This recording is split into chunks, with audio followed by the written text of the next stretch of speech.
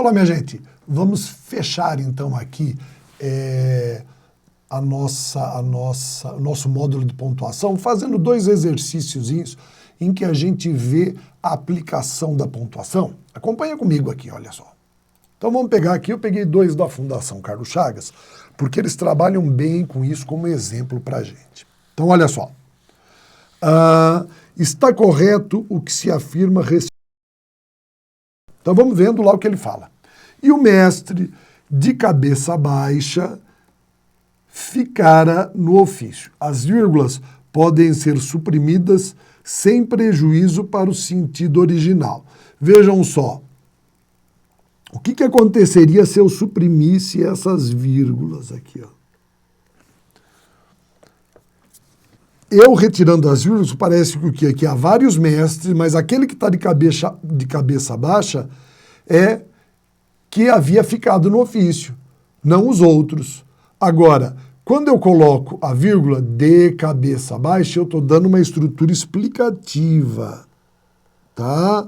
É uma interferência. E o mestre de cabeça baixa, eu só fiz uma interferência. Eu poderia colocar aqui, ó, parênteses, tá?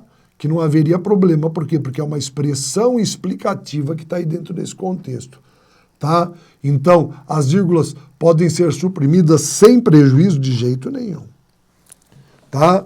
Se eu retirar, eu mudo o sentido. Então, a letra A está errada. Vamos ver a B. Ouvia o gemer da filha. Uma vírgula pode ser inserida imediatamente após gemer, sem prejuízo para a correção. Ele quer botar uma vírgula aqui, não pode, tá?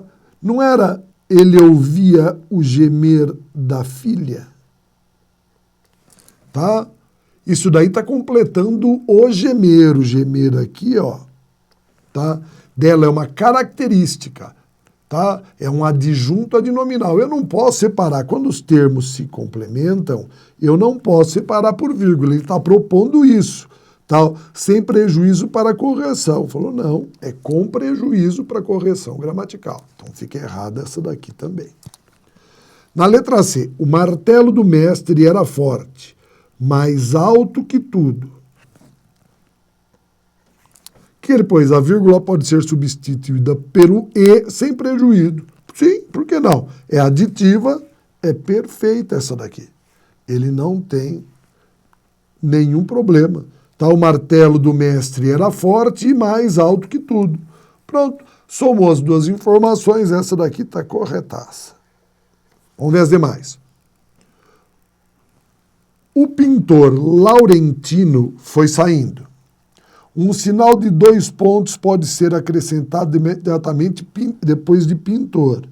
Pessoal, o pintor Laurentino foi saindo. Não, o que eu poderia fazer aqui, ó, para separar Laurentino, era colocar o quê? Vírgula, já que Laurentino é o aposto de o pintor, tá? É a mesma coisa se eu fizesse Laurentino, o pintor, eu estou explicando, é um aposto explicativo. Então eu posso colocar entre vírgulas o Laurentino, mas não 2 pontos, como ele está mostrando ali, só após o pintor sem prejuízo. Vai ter prejuízo sim, vai ficar tudo errado. Então, tá fora. Tá? A D também tá fora. E aí? Ele queria mandar em tudo como mandava no couro. Uma vírgula pode ser inserida imediatamente após o como, sem prejuízo. Olha só, ele queria mandar em tudo como mandava. Pessoal, isso daqui é uma conjunção. Ela tal qual mandava no coro. Então, ela forma uma estrutura com essa oração aqui. Então, eu não posso colocar vírgula, tá? Se ainda tivesse deslocado ou coisa parecida, vá lá. Mas depois dela, qual a razão? Então, não tem razão nenhuma. Tá fora isso daqui. A alternativa certa é a alternativa C mesmo. E vamos para o último, tá? Vamos dar uma olhadinha nisso daqui. Ele diz o seguinte, esse 16 aqui é o número do parágrafo, tá bom, gente? Não é a questão, não. Então, mais uma questão, ele fala assim, ó, Mara Rosa e outros municípios do norte de Goiás e do sul do Tocantins se encontram em uma região geologicamente instável, a zona sísmica Goiás-Tocantins, que concentra 10% dos terremotos do Brasil. Muito bem. O que ele determina para a gente? Na frase acima, a vírgula empregada imediatamente após Goiás-Tocantins, está aqui, ó, pode ser suprimida sem prejuízo para o sentido da correção gramatical. Pessoal, vejam só o que acontece.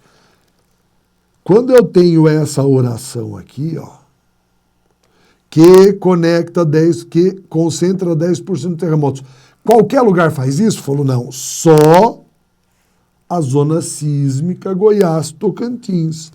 Só ela. Então eu estou falando de uma única coisa, estou falando do todo, tá? Se eu retirasse essa vírgula, eu erraria a minha estrutura, porque como só tenho uma zona sísmica Goiás-Tocantins, e é só ela que concentra 10% dos terremotos, eu sei o seguinte, que eu estou falando exclusivamente dela. Por isso isso daqui, ó, é uma oração